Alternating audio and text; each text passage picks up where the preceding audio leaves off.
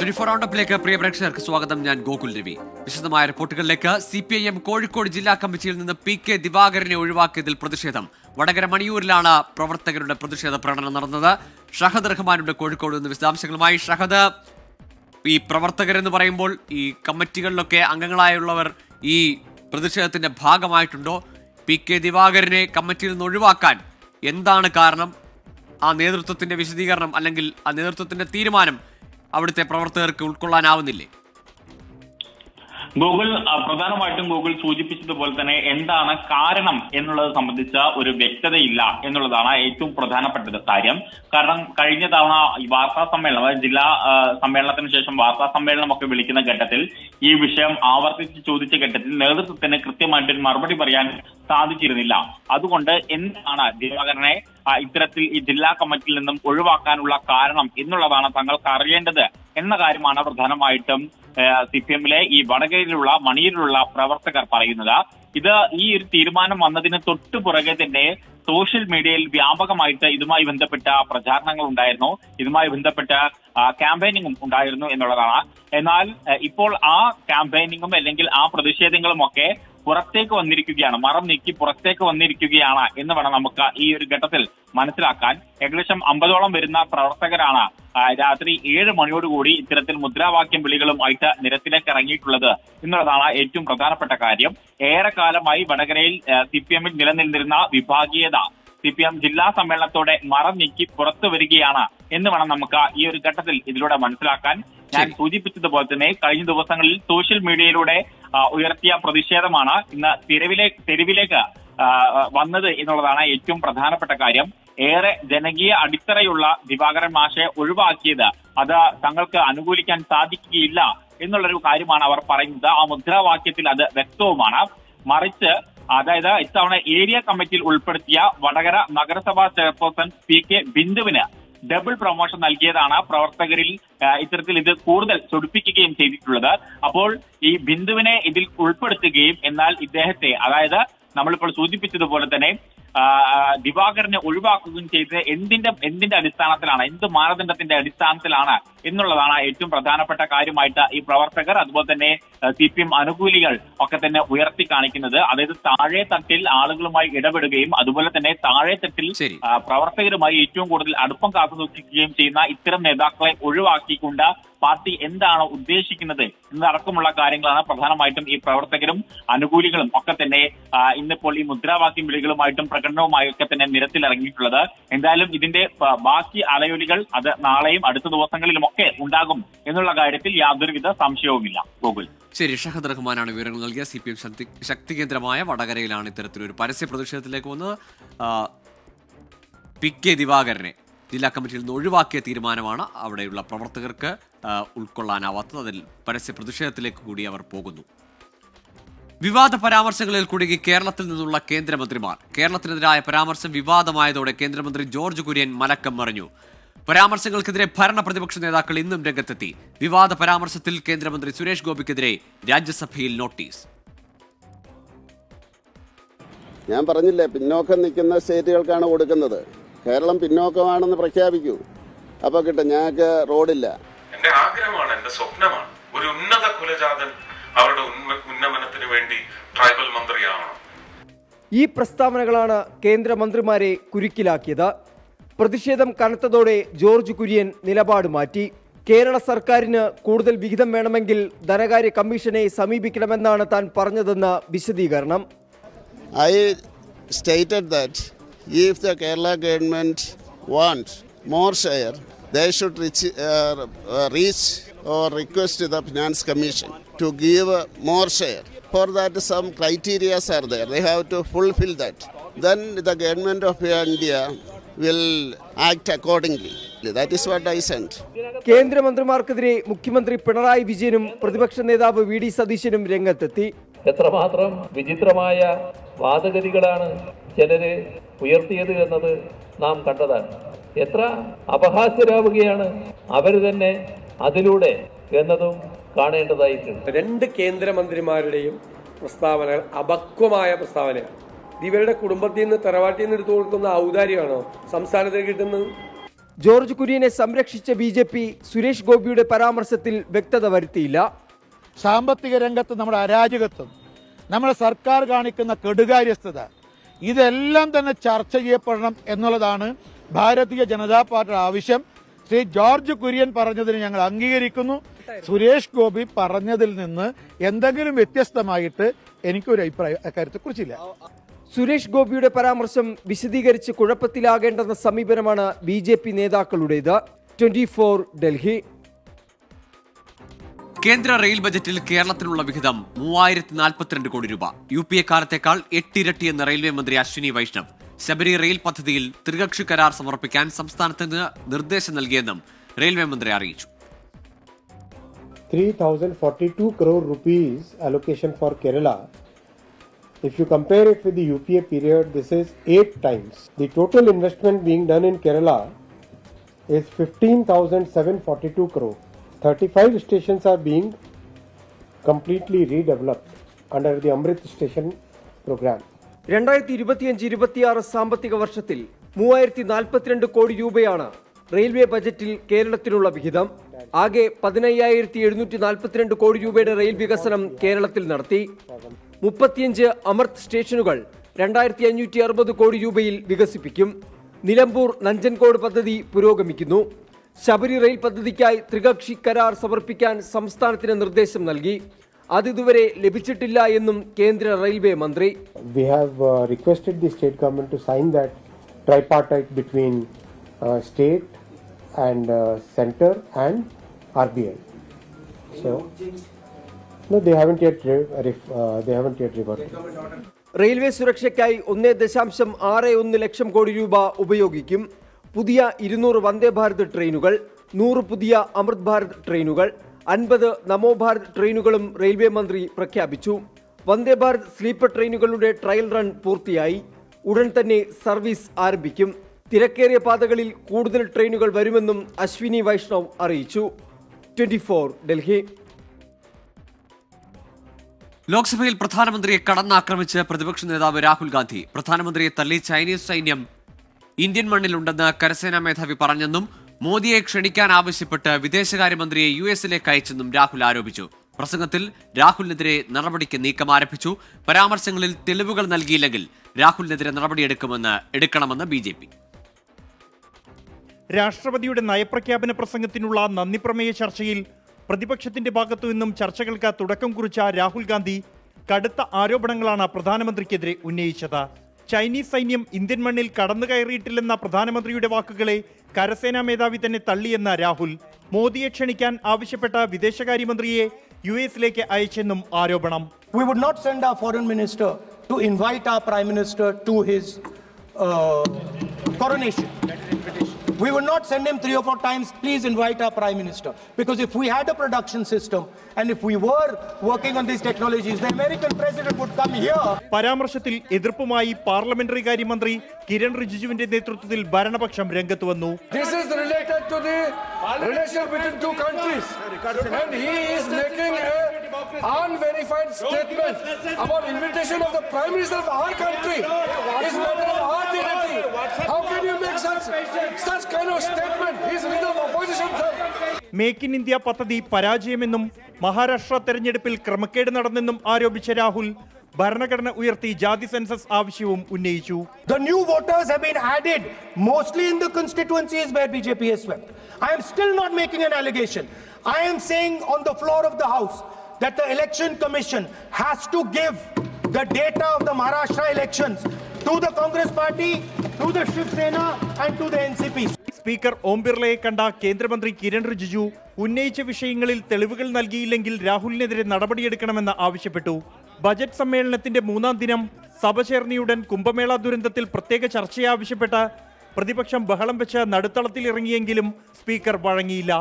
ആവശ്യമെങ്കിൽ നന്ദിപ്രമേയ ചർച്ചയിൽ വിഷയമുന്നയിക്കാൻ സ്പീക്കർ നിർദ്ദേശിച്ചു. 24 ഡൽഹി. മലപ്പുറം തൃക്കലങ്ങോട് 18-കാരിയെ തൂങ്ങി മരിച്ച നിലയിൽ കണ്ടെത്തി. പുതിയത്ത് വീട്ടിൽ ഷൈമ സിനിവറാണ് മരിച്ചത്. കഴിഞ്ഞ ദിവസം ഷൈമയുടെ വിവാഹം ഉറപ്പിച്ചിരുന്നു. സമീർ കരീം ചേരുന്നുണ്ട് വിശദാംശങ്ങളുമായി. സമീർ, ദൗർഭാഗ്യകരമായ സംഭവമാണ്, വിവരങ്ങൾ. ഗോകുൽ, ഇന്ന് വൈകുന്നേരത്തോടു കൂടിയാണ് സംഭവം. തൃക്കലങ്ങോട് സ്വദേശിനി ആമയൂർ റോഡ് പുതിയത്ത് വീട്ടിൽ ഷൈമ സിനീവർ എന്ന് പറയുന്ന 18 വയസ്സുകാരിയാണ് തൂങ്ങി മരിച്ചിരിക്കുന്നത്. ഇവരുടെ ബന്ധു വീട്ടിലെ മുകളിലത്തെ ടെറസിലാണ് ഈ പെൺകുട്ടി തൂങ്ങി മരിച്ചത് എന്നുള്ളതാണ് നിലവിൽ ലഭ്യമാകുന്ന വിവരം. വൈകുന്നേരത്തോടു കൂടിയാണ് സംഭവം. ഉടൻ തന്നെ ആശുപത്രിയിലേക്ക് മാറ്റിയെങ്കിലും ജീവൻ രക്ഷിക്കാനായില്ല.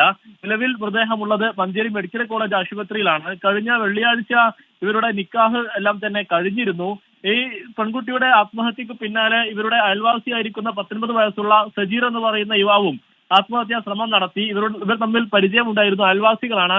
നിലവിൽ ഈ സജീർ എന്ന് പറയുന്ന ആത്മഹത്യാ ശ്രമം നടത്തിയ യുവാവ് ഈ അപകടനില തരണം ചെയ്തിട്ടുണ്ട്. കൈഞ്ഞരമ്പ് മുറിച്ചാണ് ആത്മഹത്യാ ശ്രമം നടത്തിയത് എന്നുള്ളതാണ് നിലവിൽ നമുക്ക് ലഭ്യമാകുന്ന വിവരം. ഈ യുവാവ് നിലവിൽ മഞ്ചേരി മെഡിക്കൽ കോളേജ് ആശുപത്രിയിൽ ചികിത്സയിലാണ്. ശരി, സമീർ ബിൻ കരീമാണ് വിശദാംശങ്ങൾ നൽകിയത് മലപ്പുറത്ത് നിന്നും. കൊച്ചി വൈറ്റിലയിലെ ചന്ദർകുഞ്ച് ആർമി ഫ്ളാറ്റ് ടവറുകൾ പൊളിച്ച് പുതിയത് നിർമ്മിക്കണമെന്ന് ഹൈക്കോടതി. ഫ്ളാറ്റ് സമുച്ചയത്തിലെ B-C ടവറുകളാണ് പൊളിക്കേണ്ടത്. താമസക്കാർ നൽകിയ ഹർജിയിലാണ് കോടതി ഉത്തരവ്. താമസക്കാരെ എത്രയും വേഗം ഒഴിപ്പിക്കണമെന്നും അവർക്ക് വാടക ഇനത്തിൽ പ്രതിമാസം പണം നൽകണമെന്നും ഉത്തരവിൽ പറയുന്നു. ആർമി വെൽഫെയർ ഹൗസിംഗ് ഓർഗനൈസേഷൻ പണിത് നൽകിയ കെട്ടിടത്തിലാണ് ബലക്ഷയമുണ്ടെന്ന റിപ്പോർട്ട് വന്നത്. ചന്ദ്രകുഞ്ചിൽ 264 കുടുംബങ്ങളാണുള്ളത്. ടവറുകൾ പൊളിച്ച് പുതിയത് നിർമ്മിക്കുന്നതിനും താമസക്കാരെ ഒഴിപ്പിക്കുന്നതിനുമായി ജില്ലാ കളക്ടർ 2 ആഴ്ചയ്ക്കുള്ളിൽ സമിതി രൂപീകരിക്കണമെന്നും ഹൈക്കോടതി നിർദ്ദേശിച്ചു. നിലവിലുള്ള ഫ്ളാറ്റുകളുടെ അതേ സൗകര്യവും വലുപ്പവും പുതുതായി നിർമ്മിക്കുന്ന ഫ്ളാറ്റുകൾക്ക് വേണമെന്നും ഹൈക്കോടതി നിർദ്ദേശിച്ചു. ലോക്സഭാ തെരഞ്ഞെടുപ്പിലെ തൃശൂർ തോൽവിയിൽ KPCC നിയോഗിച്ച അന്വേഷണ സംഘത്തിന്റെ റിപ്പോർട്ടിലെ വിവരങ്ങൾ പുറത്ത്. പ്രധാന നേതാക്കൾക്ക് മനഃപൂർവ്വമായ വീഴ്ചയുണ്ടായെന്നാണ് കണ്ടെത്തൽ. KPCCയിൽ പൊട്ടിത്തെറി ഉണ്ടായേക്കാവുന്ന റിപ്പോർട്ട് ഇതുവരെ ഔദ്യോഗികമായി പുറത്തുവിട്ടിട്ടില്ല. കരുവന്നൂർ ബാങ്ക് വിവാദത്തിൽ കോൺഗ്രസ് എടുത്ത നിലപാടുകൾ സുരേഷ് ഗോപിക്ക് അവസരമൊരുക്കി. മണ്ഡലത്തിൽ 75,000-ലധികം വോട്ടുകൾ BJP ചേർത്തത് തിരിച്ചറിയാനോ തടയാനോ ജില്ലാ നേതൃത്വത്തിന് സാധിച്ചില്ല. ഇനി മത്സരത്തിനില്ലെന്ന സിറ്റിംഗ് MP യുടെ പ്രഖ്യാപനം സുരേഷ് ഗോപിക്ക് എതിരാളികളില്ലെന്ന പ്രതീതി വളർത്തി. ഇങ്ങനെ വീഴ്ചകൾ ഓരോന്നും എണ്ണി പറഞ്ഞാണ് തോൽവി പഠിക്കാൻ KPCC നിയോഗിച്ച 3-അംഗ സമിതിയുടെ റിപ്പോർട്ട്. പാർട്ടിയിൽ പൊട്ടിത്തെറിക്ക് കാരണമായേക്കാവുന്ന പരാതികളും തെളിവുകളും കണ്ടെത്തലുകളും വ്യക്തികൾക്കെതിരായ കടുത്ത ആരോപണങ്ങളും ശിപാർശകളും അടക്കം 30 പേജുകളിലായാണ് റിപ്പോർട്ട്. തോൽവിക്ക് കാരണക്കാരായ നേതാക്കളുടെ പേരെടുത്ത് പറയുന്നുണ്ട് റിപ്പോർട്ടിൽ. പുറത്തു വന്നത് യഥാർത്ഥ റിപ്പോർട്ടല്ലെന്ന് പ്രതിപക്ഷ നേതാവ് VD സതീശൻ. റിപ്പോർട്ട് ഞാൻ വായിച്ചതാണ്. എനിക്കത് വെളിപ്പെടുത്താൻ പറ്റില്ല, കാരണം പാർട്ടിയാണ് വെളിപ്പെടുത്തേണ്ടത്. ഞാൻ റിപ്പോർട്ട് വായിച്ചിട്ടുണ്ട് ലീഡർഷിപ്പിലുള്ള ഒരാളെന്ന നിലയിൽ. പക്ഷെ ഇന്നിപ്പോൾ ചാനലിൽ വന്നിരിക്കുന്ന പേരുകളും അതൊന്നും ആയിട്ട് പരാമർശിച്ചിട്ടുള്ള കാര്യങ്ങളൊന്നും റിപ്പോർട്ടിലുള്ളതായിട്ട് എനിക്കറിയില്ല. പ്രചരിക്കുന്നത് കെട്ടിച്ചമച്ച റിപ്പോർട്ടെന്ന് KC ജോസഫ്. കമ്മിറ്റി റിപ്പോർട്ടാണ് എന്ന് പറഞ്ഞ് പ്രചരിപ്പിക്കുന്ന വാർത്തകൾ പൂർണ്ണമായും അടിസ്ഥാനരഹിതമാണ്. അതൊരു ഫേക്ക് റിപ്പോർട്ടാണ്. ആരോ കെട്ടിച്ചമച്ച റിപ്പോർട്ടാണ് ഇന്ന് പ്രചരിപ്പിച്ചുകൊണ്ടിരിക്കുന്നത്. റിപ്പോർട്ട് പുറത്തായതിൽ ഒരു വിഭാഗം കോൺഗ്രസ് നേതാക്കൾക്ക് കടുത്ത അതൃപ്തിയുണ്ട്. പാർട്ടിയിലെ പടലപ്പിണക്കങ്ങളാണ് KPCC പുറത്തുവിടാത്ത റിപ്പോർട്ട് പരസ്യമായതിന് പിന്നിലെന്നാണ് ആരോപണം. സംഭവത്തിലെ ഗൂഢാലോചന അന്വേഷിക്കണമെന്നാവശ്യപ്പെട്ട് കോൺഗ്രസ് ജില്ലാ നേതൃത്വം സിറ്റി പോലീസ് കമ്മീഷണർക്ക് പരാതി നൽകി. തോൽവിക്ക് പിന്നാലെ രാജിവെച്ച തൃശൂർ DCC പ്രസിഡന്റിന്റെ ഒഴിവിലേക്ക് 4 ദിവസത്തിനകം പുതിയ നിയമനമുണ്ടാകുമെന്ന് AICC general secretary Deepa Das Munshi വ്യക്തമാക്കി. 24 തൃശൂർ. KSRTCയിലെ INTUC യൂണിയനുകളുടെ കൂട്ടായ്മയായ TDFന്റെ പണിമുടക്ക് ഇന്ന് അർദ്ധരാത്രി ആരംഭിക്കും. CMD പ്രമോദ് ശങ്കർ സംഘടനാ നേതാക്കളുമായി നടത്തിയ ചർച്ച പരാജയപ്പെട്ടതോടെയാണ് 24 മണിക്കൂർ സമരവുമായി മുന്നോട്ടു പോകാൻ തീരുമാനിച്ചത്. KSRTCയെ തകർക്കാനുള്ള ഗൂഢാലോചനയുടെ ഭാഗമാണ് സമരമെന്ന് ഗതാഗത മന്ത്രി KB ഗണേഷ് കുമാർ പറഞ്ഞു. ഇന്ന് അർദ്ധരാത്രി 12 മണി മുതലാണ് സമരം. 12 ആവശ്യങ്ങൾ ഉന്നയിച്ചാണ് 24 മണിക്കൂർ സമരം. എല്ലാ മാസവും 1-ാം തീയതി ശമ്പളം വിതരണം ചെയ്യണം എന്നതാണ് പ്രധാന ആവശ്യം. DA കുടിശ്ശിക പൂർണ്ണമായും അനുവദിക്കുക, ശമ്പള പരിഷ്കരണ കരാറിന്റെ സർക്കാർ ഉത്തരവിറക്കുക, ഡ്രൈവർമാരുടെ സ്പെഷ്യൽ അലവൻസ് കൃത്യമായി നൽകുക തുടങ്ങിയവയാണ് മറ്റാവശ്യങ്ങൾ. സമരം ഒഴിവാക്കാൻ KSRTC CMD പ്രമോദ് ശങ്കർ സംഘടനാ നേതാക്കളുമായി നടത്തിയ ചർച്ച പരാജയപ്പെട്ടതോടെയാണ് തൊഴിലാളികൾ പണിമുടക്കിലേക്ക് നീങ്ങുന്നത്. സമരത്തിനെതിരെ ഗതാഗത മന്ത്രി KB ഗണേഷ് കുമാർ രംഗത്തെത്തി. 1-ാം തീയതി ശമ്പളം കൊടുക്കും, ആദ്യത്തെ ആഴ്ച ആദ്യം, പിന്നെ 1-ാം തീയതി ശമ്പളം കൊടുക്കും എന്ന നിലയിലേക്ക് കാര്യങ്ങൾ വരുമെന്ന് KSRTCയിലെ മുഴുവൻ ജീവനക്കാർക്ക് ബോധ്യമുള്ളപ്പോൾ അതിനുവേണ്ടി ഒരു പണിമുടക്ക് സംഘടിപ്പിച്ച് നാളത്തെ വരുമാനം കുറച്ചുകൊണ്ട് KSRTC നശിപ്പിക്കാൻ ശ്രമിക്കുന്നവർക്ക് KSRTC ജീവനക്കാരോടുള്ള സ്നേഹമല്ല എന്ന് മാത്രമേ. രാഷ്ട്രീയമൊന്നും പറയുമല്ല, ഞാൻ രാഷ്ട്രീയം പറയത്തില്ല. സമരം പൊതുജനങ്ങളെ ബാധിക്കാനിടയുണ്ട്. 50%-ലധികം ബസ്സുകൾ നാളെ സർവീസ് നടത്തില്ലെന്നാണ് സമരക്കാരുടെ അവകാശവാദം. 24 തിരുവനന്തപുരം. സംസ്ഥാനത്തെ ചെക്ക് പോസ്റ്റുകളിലെ അഴിമതി തടയാൻ മോട്ടോർ വാഹന വകുപ്പ് നിലവിലുള്ള മുഴുവൻ ഉദ്യോഗസ്ഥരെയും പിൻവലിച്ച് പുതിയ ഉദ്യോഗസ്ഥരെ നിയമിക്കും. ചെക്ക് പോസ്റ്റുകൾ പ്രവർത്തിക്കുന്നതുമായി ബന്ധപ്പെട്ട് ഗതാഗത കമ്മീഷണർ പുതിയ മാനദണ്ഡം പുറപ്പെടുവിച്ചു. ചെക്ക് പോസ്റ്റുകളിൽ അഴിമതി വർദ്ധിക്കുന്നുവെന്ന കണ്ടെത്തലിന്റെ പശ്ചാത്തലത്തിലാണ് പുതിയ തീരുമാനം. നിലവിൽ കേരളത്തിലെ ചെക്ക് പോസ്റ്റുകളിൽ പ്രവർത്തിക്കുന്ന മുഴുവൻ ഉദ്യോഗസ്ഥരെയും പിൻവലിക്കും. പുതിയ ഉദ്യോഗസ്ഥരെ നിയമിക്കാൻ ഡെപ്യൂട്ടി ട്രാൻസ്പോർട്ട് കമ്മീഷണർക്ക് ചുമതല നൽകി. ഒരു ചെക്ക് പോസ്റ്റിൽ ഒരു ഉദ്യോഗസ്ഥന് 15 ദിവസം മാത്രമാകും ഡ്യൂട്ടി. 3 ഉദ്യോഗസ്ഥരെ മാത്രമേ നിയമിക്കൂ. ചെക്ക് പോസ്റ്റുകളിൽ അഴിമതിക്കാരുമായി സൗഹൃദം സ്ഥാപിച്ച് പണമിടപാടുകൾ നടത്തുന്നുവെന്ന കണ്ടെത്തലിനെ തുടർന്നാണ് തീരുമാനം. രാവിലെ 9 മുതൽ വൈകിട്ട് 5 വരെ മാത്രമേ ചെക്ക് പോസ്റ്റുകൾ പ്രവർത്തിക്കൂ എന്നും ഉത്തരവിൽ പറയുന്നു. നികുതി വെട്ടിക്കുന്ന വാഹനങ്ങളെ അതിർത്തിയിൽ പിടികൂടുന്നതിന് പകരം മറ്റിടത്ത് വെച്ച് പിടികൂടാനും ഉത്തരവിൽ പറയുന്നു. എൻഫോഴ്സ്മെന്റ് RTOയുടെ നിരന്തര പരിശോധന ചെക്ക് പോസ്റ്റുകളിൽ വേണമെന്നും നിർദ്ദേശമുണ്ട്. ഇത് സംബന്ധിച്ച പുതിയ മാനദണ്ഡം ഗതാഗത കമ്മീഷണർ പുറത്തിറക്കി. 24 തിരുവനന്തപുരം. മുനമ്പം ഭൂമി പ്രശ്നത്തിൽ സംസ്ഥാന സർക്കാരിനോട് വീണ്ടും ചോദ്യങ്ങളുമായി ഹൈക്കോടതി. വിഷയം വഖഫ് ട്രൈബ്യൂണലിന്റെ പരിഗണനയിലിരിക്കെ എങ്ങനെ ജുഡീഷ്യൽ കമ്മീഷനെ നിയോഗിക്കാനാകുമെന്ന് ഹൈക്കോടതി ചോദിച്ചു. കുടിയൊഴിപ്പിക്കൽ ഭീഷണി നേരിടുന്നവരുടെ കയ്യിലുള്ള രേഖകളുടെ നിയമസാധുത എന്തെന്നും കോടതി ആരാഞ്ഞു. ജുഡീഷ്യൽ കമ്മീഷൻ നിയമനം ചോദ്യം ചെയ്തുള്ള ഹർജികളിലാണ് മുനമ്പത്തേത് വഖഫ് ഭൂമിയല്ലെന്ന ജുഡീഷ്യൽ കമ്മീഷന് കണ്ടെത്താനാകുമോ എന്ന് ഹൈക്കോടതി ചോദിച്ചത്. വിഷയം വഖഫ് ട്രിബ്യൂണലിന്റെ പരിഗണനയിലിരിക്കെ ജുഡീഷ്യൽ കമ്മീഷനെ നിയോഗിക്കാനാകുമോ എന്നും നിയമനത്തിന് സംസ്ഥാന സർക്കാരിന് അധികാരമുണ്ടോ എന്നും ഹൈക്കോടതി ചോദിച്ചു. കുടിയൊഴിപ്പിക്കൽ ഭീഷണി നേരിടുന്നവരുടെ കയ്യിലുള്ള രേഖകളുടെ നിയമസാധുത എന്തെന്നും ജസ്റ്റിസ് ബെച്ചു കുര്യൻ തോമസ് ആരാഞ്ഞു. മുനമ്പത്തെ ഭൂമി ഏറ്റെടുക്കാനാകുമെന്ന് സംസ്ഥാന സർക്കാർ മറുപടി നൽകി. ഭൂമിയുടെ ഉടമസ്ഥതയ്ക്ക് പ്രദേശവാസികളുടെ കൈവശം മതിയായ രേഖകളുണ്ട്. മുനമ്പത്തെ ജനങ്ങൾ നേരിടുന്ന പ്രശ്നങ്ങൾ പഠിക്കാനാണ് ജുഡീഷ്യൽ കമ്മീഷനെന്നും നിയമപരമായ രേഖകളുള്ളവരുടെ അവകാശം സംരക്ഷിക്കുകയാണ് ലക്ഷ്യമെന്നും സർക്കാർ വ്യക്തമാക്കി. കയ്യേറ്റക്കാരെ സഹായിക്കാനാണ് സംസ്ഥാന സർക്കാരിന്റെ ശ്രമമെന്നായിരുന്നു വഖഫ് സംരക്ഷണ വേദിയുടെ ആക്ഷേപം. ഇഷ്ടദാനമായി നൽകിയ ഭൂമിയാണ് മുനമ്പത്തേതെന്ന് ഫറൂഖ് കോളേജ് ആവർത്തിച്ചു. ഭൂമിയുടെ അവകാശത്തിൽ വഖഫ് ട്രിബ്യൂണൽ തീരുമാനമെടുത്തിട്ടുണ്ടെന്നാണ് ഹർജിക്കാർ ഇന്നും വാദിച്ചത്. ഹർജികൾ വ്യാഴാഴ്ച കോടതി വീണ്ടും പരിഗണിക്കും. 24 കൊച്ചി. ഡൽഹി നിയമസഭാ തെരഞ്ഞെടുപ്പിന്റെ പരസ്യ പ്രചാരണം അവസാനിച്ചു. 70 മണ്ഡലങ്ങളിൽ ബുധനാഴ്ചയാണ് വോട്ടെടുപ്പ്. പ്രചാരണത്തിൽ കളം നിറഞ്ഞ നേതാക്കൾ. ബജറ്റും നികുതി ഇളവും ഡൽഹിയിലെ മലിനീകരണവും ഉൾപ്പെടെ ചർച്ചാ വിഷയമായി. ഡൽഹിയിലെ വാശിയേറിയ തെരഞ്ഞെടുപ്പ് പ്രചരണത്തിന് കൊട്ടിക്കലാശം. അവസാനഘട്ട പരസ്യ പ്രചാരണത്തിന് BJPക്കായി കേന്ദ്ര ആഭ്യന്തരമന്ത്രി അമിത്ഷായും JP നദ്ദയും. കോൺഗ്രസിന്റെ പ്രചരണത്തിന് കരുത്തു പകരാൻ പ്രിയങ്കയുമെത്തി.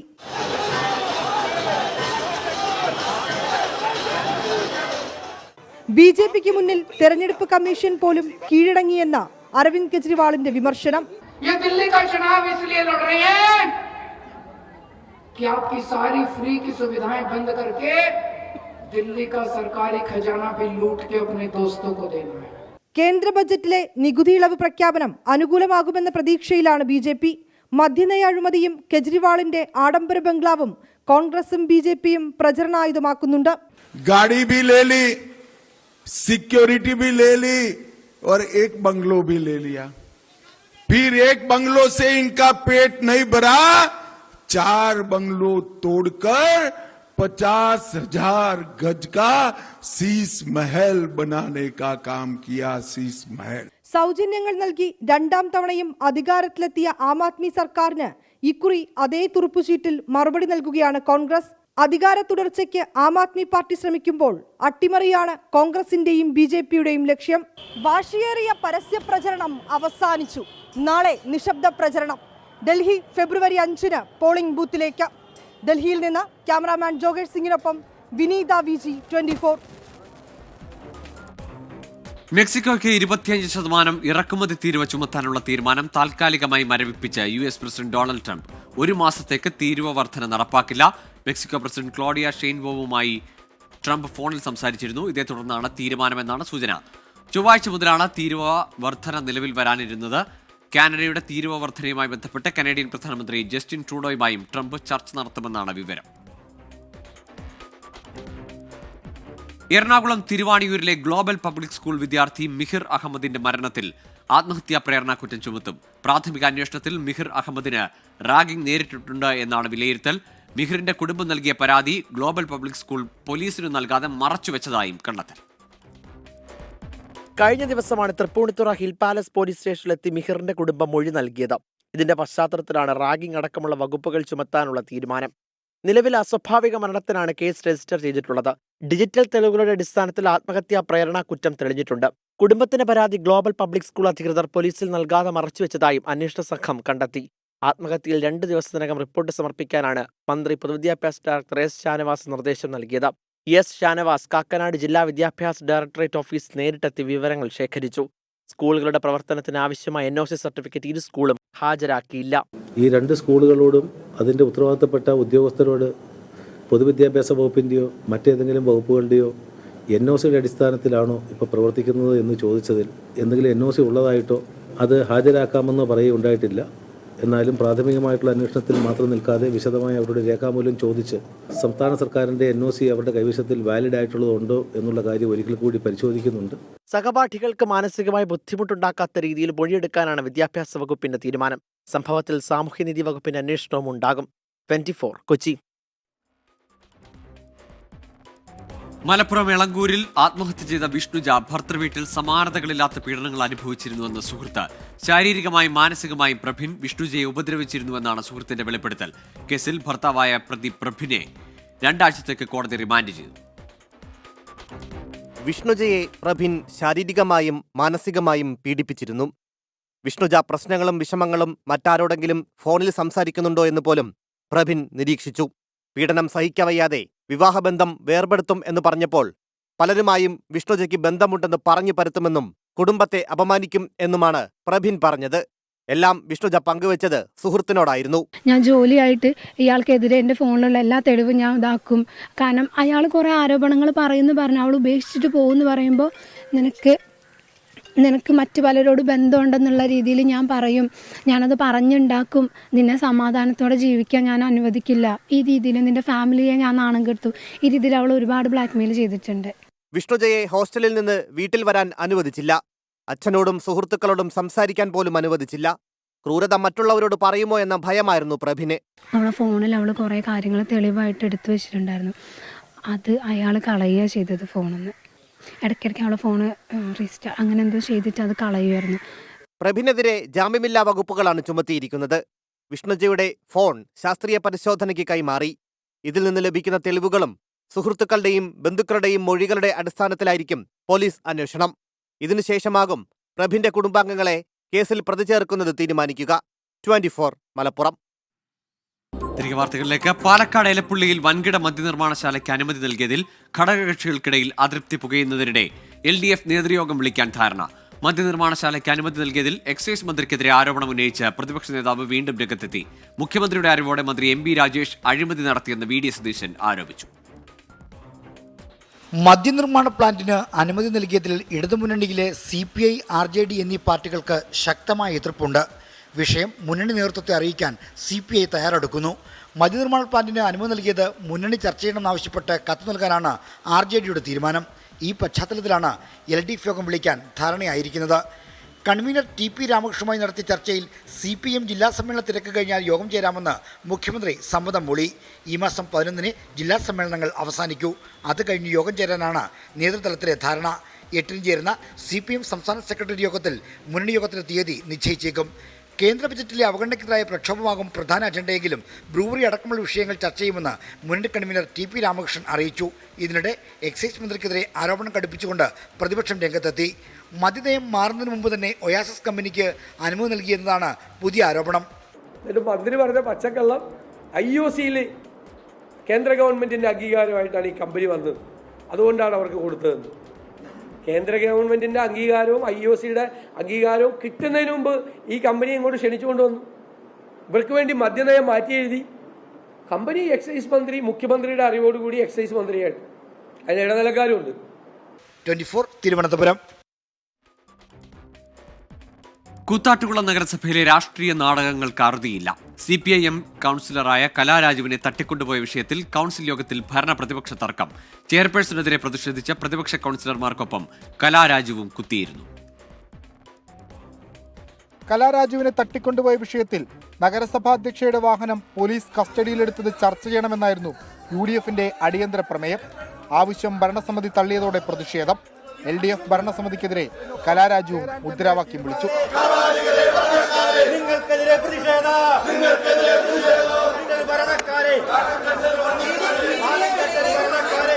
കലാരാജുവിന് UDF സംരക്ഷണം ഒരുക്കുമെന്ന മാത്യു കുഴൽനാടൻ MLA. ഇനിയുള്ള കൗൺസിൽ യോഗത്തിൽ വിഷയത്തിലൂന്നി UDFന് പിന്തുണ നൽകുമെന്ന കലാരാജു. എന്റെ വിഷയത്തില് UDFുകാർ അങ്ങനെ ബലിയാടാകേണ്ട കാര്യമുണ്ടോ? എനിക്ക് അവരോടൊപ്പം നിന്ന് എന്റെ കാര്യങ്ങൾ, ഞാൻ അനുഭവിച്ച കാര്യങ്ങൾ എനിക്ക് വ്യക്തമായിട്ട് പറയാനുള്ള ഒരു സ്വാതന്ത്ര്യം എനിക്കില്ലേ? LDFന് ഭൂരിപക്ഷം നഷ്ടപ്പെട്ടിട്ടില്ല. കലാരാജു അടക്കം 13 പേർ ഇപ്പോഴും LDF കൗൺസിലിലുണ്ടെന്ന് വൈസ് ചെയർമാൻ സണ്ണി കുര്യാക്കോസ്. ഞങ്ങളുടെ അരുവാൾ ചിറ്റിക നക്ഷത്രത്തിലും അരുവാൾ ചിറ്റിക നെൽക്കതിരിലും ജയിച്ചു വന്ന 13 കൗൺസിലർമാരാണ് ഞങ്ങൾ. ഞങ്ങളാണ് ഇവിടെ നഗരസഭ ഭരിക്കുന്നത്. ആ 13 പേര് ഞങ്ങളുടെ കൂടെ ഉണ്ട്. ഇല്ലെങ്കിൽ അവർ അടിയന്തര പ്രമേയത്തിന് നൽകിയിട്ടുള്ളതിൽ വേറെ ആരെങ്കിലും ഒപ്പിട്ടിട്ടുണ്ടോ? കൗൺസിൽ യോഗം ബഹളത്തിൽ കലാശിച്ചെങ്കിലും 30 അജണ്ടകൾ പാസാക്കിയതായി ചെയർപേഴ്സൺ വിജയ ശിവൻ അറിയിച്ചു. ഏകപക്ഷീയമായി അജണ്ടകൾ പാസാക്കിയതിനെതിരെ UDF കൗൺസിലർമാർ നൽകിയ വിയോജനക്കുറിപ്പിൽ കലാരാജുവും ഒപ്പുവെച്ചു.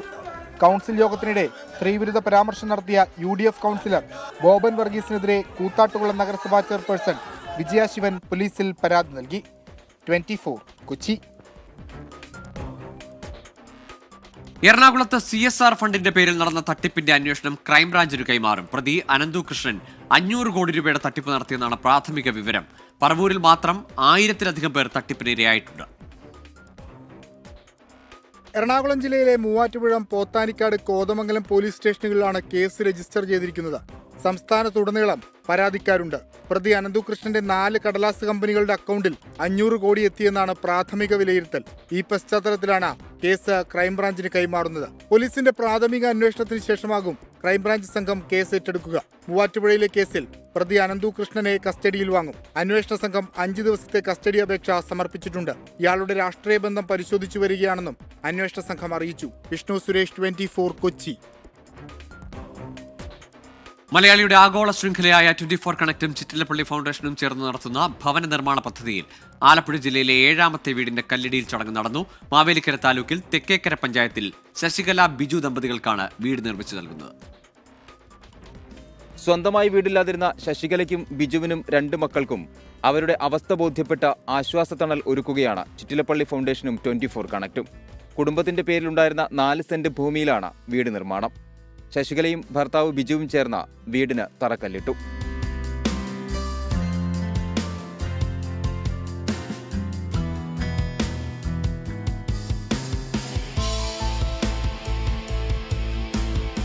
പുതിയ വീട് യാഥാർത്ഥ്യമാകുന്നതിന്റെ സന്തോഷത്തിലാണ് കുടുംബം. ഈ 24 ചാനലിൽ അവിടുന്ന് ഞങ്ങൾക്ക് വീടിന് അനുവദിച്ചത് ഞങ്ങൾക്ക് ഒരുപാട് സന്തോഷമുണ്ട്. ഞങ്ങളുടെ വാർഡ് മെമ്പറിനും എല്ലാവർക്കും ഒരുപാട് നന്ദിയുണ്ട്. 24 കണക്റ്റ് റീജിയണൽ കോർഡിനേറ്റർ മനോജ് മാവേലിക്കരയും ചടങ്ങിനെത്തി.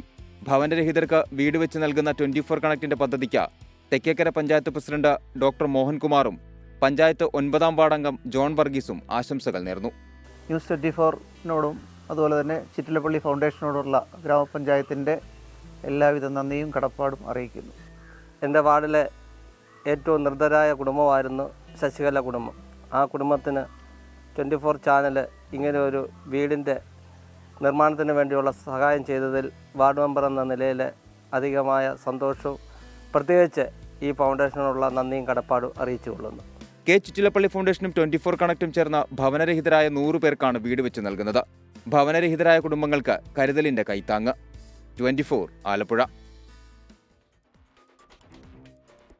അങ്കണവാടിയിൽ ബിരിയാണിയും പൊരിച്ച കോഴിയും വേണമെന്ന ശംഖുവിന്റെ ആവശ്യം ഒടുവിൽ മന്ത്രി കേട്ടു.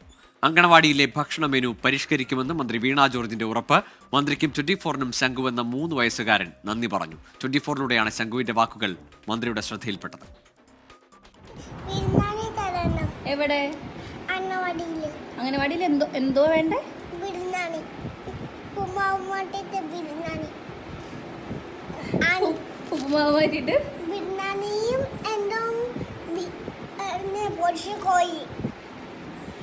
പറയാം കേട്ടോ. നമുക്ക് പരാതി അറിയിക്കാം കേട്ടോ. കുഞ്ഞുങ്ങളെന്നും നമുക്കൊരു കൗതുകമാണ്. അത്തരം കൗതുകമുള്ള കാഴ്ചകൾ എപ്പോഴും നമ്മൾ കാണാറുണ്ട്. അത്തരം ഒരു കാഴ്ചയാണ് ഇന്ന് സാമൂഹ്യ മാധ്യമങ്ങളിൽ വളരെ തരംഗമായിക്കൊണ്ടിരിക്കുന്നത്. ഒരു കുഞ്ഞ്, ഒരു അംഗനവാടിയിൽ പഠിക്കുന്ന കുഞ്ഞാണ്. എന്തിനാണ് ടീച്ചർ ഞങ്ങൾക്ക് ഉപ്പുമാവ് മാത്രം തരുന്നത്, ഞങ്ങൾക്ക് ബിരിയാണി കൂടെ വേണമെന്ന് ആവശ്യപ്പെടുന്ന ആ റീൽ അത് കാണാതിരിക്കുന്നവർ ചുരുക്കമാണ്. ഒടുവിൽ ശംഖുവിന്റെ ഈ കുഞ്ഞാഗ്രഹം 24 മന്ത്രി വീണ ജോർജും അറിഞ്ഞു. ശംഖുവിന്റെ ആവശ്യം പരിഗണിച്ച അംഗനവാടിയിലെ ഭക്ഷണ മെനു പരിഷ്കരിക്കുമെന്ന മന്ത്രിയുടെ ഉറപ്പ്. ദേവികുളം ഗ്രാമപഞ്ചായത്തിലെ 1-ാം നമ്പർ അങ്കണവാടിയിൽ ശംഖു എന്ന ഓമനപ്പേരിൽ വിളിക്കുന്ന ത്രിജുൽ എസ് സുന്ദർ അവൻ്റെ ഏറ്റവും നിഷ്കളങ്കമായിട്ടുള്ളൊരു ആവശ്യം, വളരെ മനോഹരവും വളരെ നിഷ്കളങ്കവുമായിട്ടുള്ളൊരു ആവശ്യമാണ്. ആ കുഞ്ഞ് ആവശ്യപ്പെട്ടിരിക്കുന്നത് അവൻ അങ്കണവാടിയിൽ ഉപ്പുമാവിന് പകരം ബിരിയാണിയും പൊരിച്ചുകൂടിയും വേണം എന്നുള്ളതാണ്. തീർച്ചയായിട്ടും ശംഖുവിൻ്റെ ആവശ്യം പരിഗണിച്ചുകൊണ്ട് നമുക്കിതൊന്ന് പരിഷ്കരിക്കുന്നതിനെ കുറിച്ച് ആലോചിക്കാം.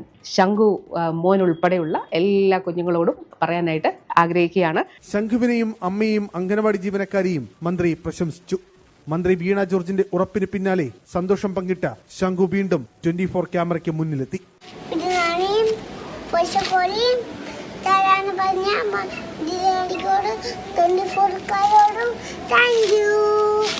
ശംഖുവിന്റെ ആ നിഷ്കളങ്കമായ ആവശ്യം 24 മാത്രം കണ്ടത് 10 ലക്ഷത്തിലധികം ആളുകളാണ്. ദേവികുളങ്ങര ഗ്രാമപഞ്ചായത്തിലെ 1-ാം നമ്പർ അംഗനവാടിയിലെ താരമാണ് ഇന്ന് ശംഖുവെന്ന ത്രിജുൽ എസ് സുന്ദർ. അരുൺ രാജ്, 24 കൊല്ലം. നോക്കാം ചില വാർത്തകൾ ചുരുക്കത്തിൽ. കുംഭമേള ദുരന്തവും കർഷകാത്മഹത്യയും സംബന്ധിച്ച പ്രതിപക്ഷ നേതാവ് മല്ലികാർജ്ജുൻ ഖാർഗെയുടെ പ്രസ്താവനയെ ചൊല്ലി രാജ്യസഭയിൽ ബഹളം. ആയിരക്കണക്കിന് മരണമെന്ന ഖാർഗെയുടെ പ്രസ്താവന ഗൌരവതരമെന്ന് പാർലമെന്ററി കാര്യമന്ത്രി കിരൺ റിജിജു. ഗാന്ധിയെ തുടച്ചു നീക്കാൻ 75 വർഷമായി കോൺഗ്രസുകാർ ശ്രമിക്കുന്നുവെന്ന KR മീരയുടെ പരാമർശത്തിന് മറുപടിയുമായി പ്രതിപക്ഷ നേതാവ്. കോൺഗ്രസിനെ കടന്നാക്രമിച്ച് ഇടതുപക്ഷ രാഷ്ട്രീയത്തിന്റെ ഗുഡ് ബുക്കിൽ ഇടം നേടാനാണ് ശ്രമമെന്ന് VD Satheesan. Idukki Kochara saint Joseph പള്ളിയിലെ വെടിക്കെട്ട് അപകടത്തിൽ പരിക്കേറ്റ് ചികിത്സയിലായിരുന്ന യുവാവ് മരിച്ചു. ചേറ്റുകുഴി ചിരവക്കാട്ട് ജോബിയാണ് മരിച്ചത്. പള്ളി കമ്മിറ്റിക്കെതിരെ കമ്പംമെട്ട് പോലീസ് കേസെടുത്തു.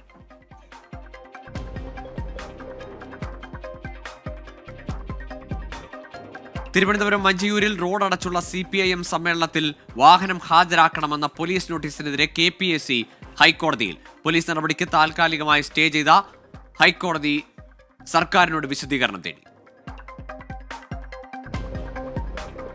കോട്ടയം തെള്ളകത്ത് പെട്ടിക്കടയിലെ സംഘർഷം പരിഹരിക്കാൻ ഇടപെട്ട പോലീസ് ഉദ്യോഗസ്ഥന് ദാരുണാന്ത്യം. കോട്ടയം വെസ്റ്റ് പോലീസ് സ്റ്റേഷനിലെ സിവിൽ പോലീസ് ഓഫീസർ മാഞ്ഞൂർ സ്വദേശി ശ്യാം പ്രസാദാണ് മരിച്ചത്. നെഞ്ചിനേറ്റ ഗുരുതര പരിക്കാണ് മരണത്തിലേക്ക് നയിച്ചതെന്നാണ് പോസ്റ്റ്മോർട്ടം റിപ്പോർട്ട്.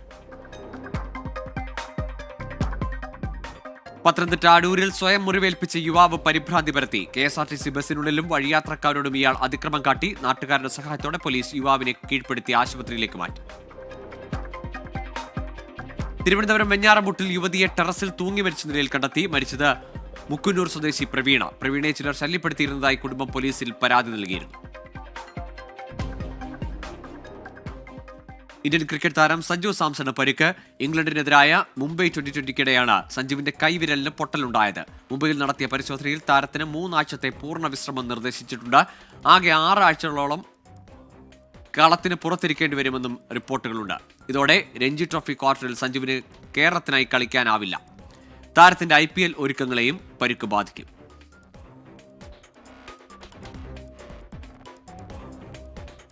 ഇതോടെ 24 പൂർണ്ണമാകുന്നു.